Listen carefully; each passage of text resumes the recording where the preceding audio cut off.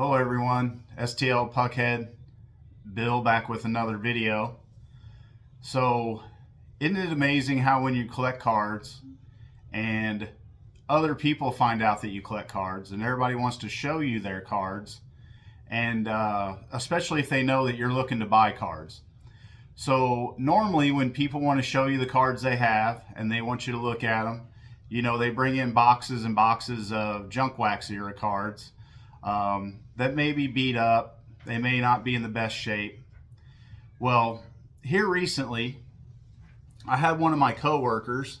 I'm an Army JROTC instructor in Middle Missouri, and I have a co-instructor that I work with who's a great guy. He's a retired lieutenant colonel. He's been teaching JROTC for like 15 years. Well, this is the first year that we've worked together.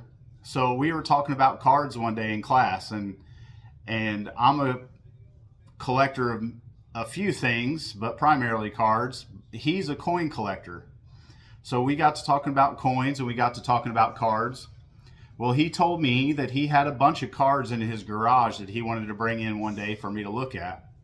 And I was thinking to myself, oh, great, here we go, another box of junk wax cards that I already have thousands of. Well, he said he had these cards in a brown paper bag, and I'm thinking to myself, well, these are going to be in amazing condition. Kind of sarcastically, I can't wait to look at these cards. So a few days go by, and he brings these cards in, and sure enough, he sets a brown paper bag on my desk and said, "Here are those cards I was telling you about." So I start digging through them, and I pull out 91 Fleer Mark McGuire that looked like somebody had tried to make a paper airplane out of it, and a bunch of just other really beat up junk wax cards. But as I started digging further down into this bag, I started to come across 53, 54 Topps Commons. And I started thinking, well, this could be interesting. I wonder what's hiding down here in the bottom of this bag. So as I kept digging, I found some 50 and 51 Bowmans. Like I said, 53 and 54 Topps. But then I found some really interesting cards. I found some 1951 Topps team cards, a few of the Chicago White Sox, and a few of the Brooklyn Dodgers. Now, and I had no idea these existed. Like most collectors, I thought 52 Topps was the first year that Topps really made cards. I knew about the red backs and the blue backs being from 51. But I had no idea these team cards existed. And I thought they were really cool. So technically, the Brooklyn Dodgers card that he had as a Topps teams card is Jackie Robinson's first Topps card. So I thought that was really cool. I did some research on the internet because I had never seen or heard of them before. But then I also came across some other cards from 1951 Topps, Connie Mack's all-time All-Stars. And so I saw these and had no idea what they were, and I about lost my mind. So I did some research on the internet and, found out what they were, and I had to pick them up. So I bought two of those Connie Mack's all-time All-Star cards off of him that I'm about to show you.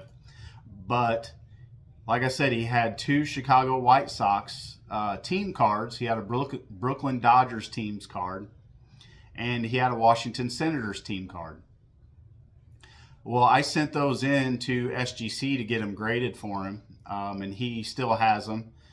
Come to find out, they're his sister-in-law's cards, and they've just been sitting in her house forever, and she gave them to him recently.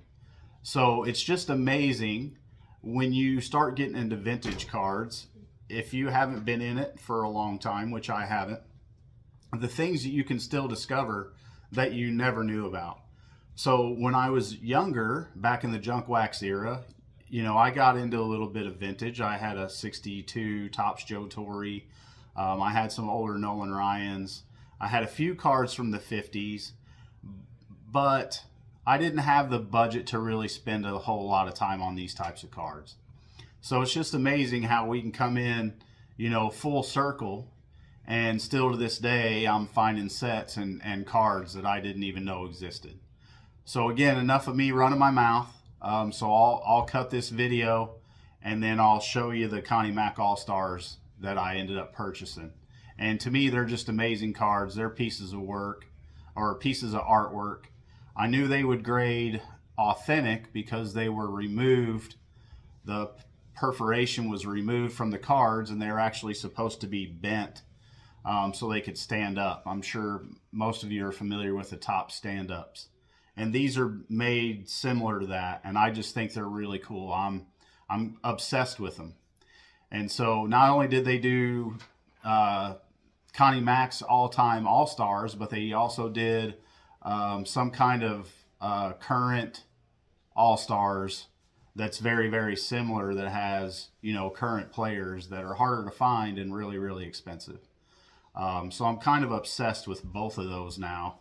I'll add this on to the list of amazing cards that I want. There are thousands of them. So, you know, who knows when I'll be able to get any more of them, but I just thought these were really cool, and I hope you enjoy them too.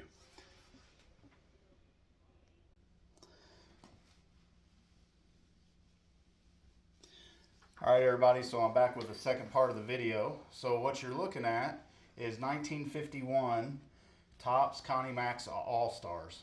So I have a Tris Speaker on the left and a Christy Mathewson on the right. Like I said, these graded authentic because you can see around the edge right here that these actually pulled out of a regular card. I don't know how they were distributed. I talked to a dealer at the last show I went to. He said they weren't in the same packs with the red backs and the black backs. He said they weren't, he didn't think they were in the same packs as the team sets or the team cards, even though they're the same shape. They look like they could have come out of the same packs, but he said he didn't think that they did. But I just thought they were really cool. I didn't even know they existed. So you can see down here, this base can actually fold and these cards stand up.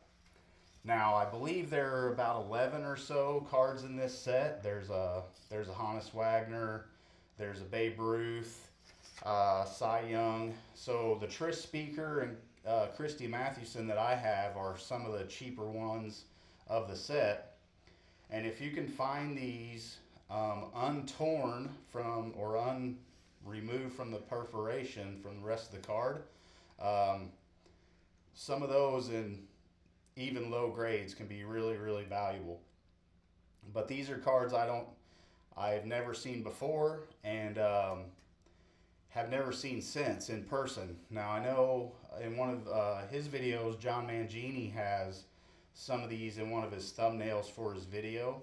But these are never, other than these two cards, I've never seen these in person. So I think they're really cool. I'll definitely remain on the lookout whenever I see them. So these I paid, I believe it was $160 for the two of them raw, and then I sent them both in and got them graded. So I would really like to find some more of these, and I just think they're really cool. But the team cards are really neat too. They have a yellow border, black and white photo. Some of them have a date stamped on the bottom of it, and then they have on the back of the card all the players' names. So the guy I work with still has those. They're pretty valuable. I would say the Brooklyn Dodgers in an SGC4 is probably at least worth $300 or $400. But they're not real common, and they don't come up for sale very often on eBay. So I just thought these were cool and thought you might enjoy them too. Thanks until the next video. I'll catch you next time. But remember, sports cards, baseball cards may not be the best way to spend your money, but it's sure better than spending it on women and booze. Thanks. I'll see you on the next one.